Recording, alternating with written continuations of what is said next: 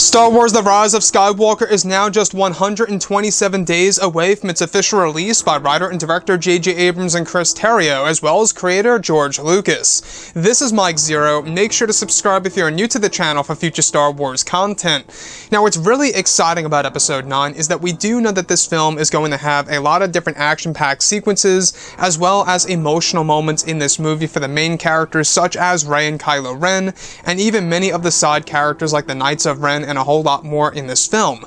And that's exactly what JJ and George Lucas were aiming to do with this movie, was of course to make it not only the darkest Star Wars film in the sequel trilogy, but also the most emotional movie. Now, these past couple of weeks or so, we've been learning a whole lot more about this film, and when it all comes down to one of the concept art descriptions, this is where things begin to get very exciting for Episode 9. Now, specifically, shot descriptions consisting of a sequence where it's explained that both Rey and Kylo Ren are in a standoff on the battlefield of the First Order, where it's explained and described that the Resistance and their allies are struggling against the First Order in the background. It said that in back of Kylo are all 6 of his Knights of Ren, where it said that before Rey and Ren duel with their sabers, Kylo orders his Knights of Ren to take on Rey using these plasma-like weapons that are able to block the use of a lightsaber, where all 6 Knights of Ren are said to fight Rey, where Rey has to improvise her moves to even stand her ground. It said that Rey gets a couple of injuries during the battle against the Knights of Ren, where one of the scenes is said to involve a moment in which Rey knocks her saber and locks her saber blade with the strange plasma weapon by the second Knight of Ren, where she eventually is able to break free by use of force push against 2 Knights of Ren.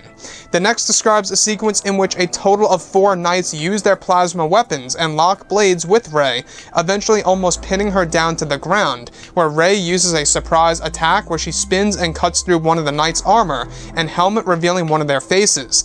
This is said to be where Kylo orders the Knights of Ren to fall back, where Kylo steps in, where it's said that Kylo did this to test Rey and the Knights at the same exact time. So let's go over a couple of parts about this. Now, Rey going up against the Knights of Ren. I know a lot of people are going to have mixed reactions on this, without a doubt. We do know that the Knights of Ren are going to be a significant part of the story. They're not going to be a mere cameo or a small role in this film. In case you guys did not know, the Sith troopers are actually going to have a large connection to the First Order in this film, and there's a lot of talk out there that they answer, and they answer only, to Kylo Ren and the Knights of Ren.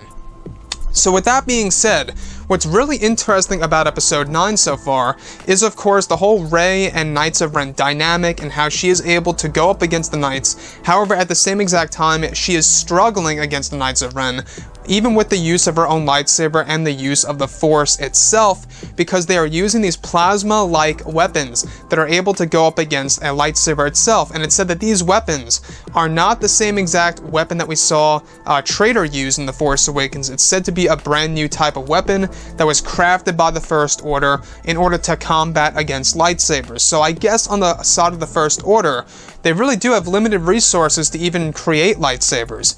And we do know that the original idea of the Knights of Ren by J.J. Abrams for The Force Awakens, at least 2 of the Knights of Ren actually wielded lightsabers. So I'm not quite sure if they're going to stick with that plan or not. We'll have to wait and see. But what's really interesting about all of this is that Rey is actually said to go up against the Knights of Ren as Kylo Ren stands by in the background and observes the battle. He is essentially testing Rey and the Knights at the same exact time. So in a sense, Kylo is almost like a Palpatine figure here, where he is testing both sides here to see exactly, where each side stands and exactly which one needs improvement here and there.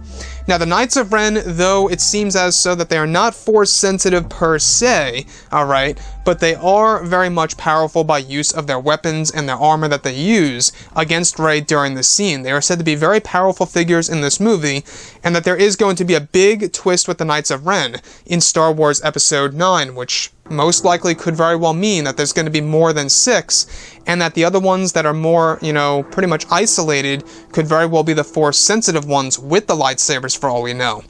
So, with that being said, what's really intriguing about this is that this all takes place on the First Order battlefield, where in the background it's explained that the Resistance and their allies are struggling to fight the First Order. Now, the First Order is said to actually have the upper hand during this battle against the Resistance because, well, they're fighting on their own ground, right? This is their own property. They know this area very well. It's a place over in the Outer Rim. We're still not quite sure exactly what the star system is called or what the planet is called that the First Order headquarters actually resides on, and where this large land battle takes place. So, with that being said, I will say that the action here sounds amazing in the third act of Episode 9, and a lot of fans are always very curious about what's going to happen to the Knights of Ren. You know, what will the fate of the Knights really be? Are they going to perish? Are they going to live on? Are some of them going to die and some of them will survive? We'll have to wait and see exactly what happens with that.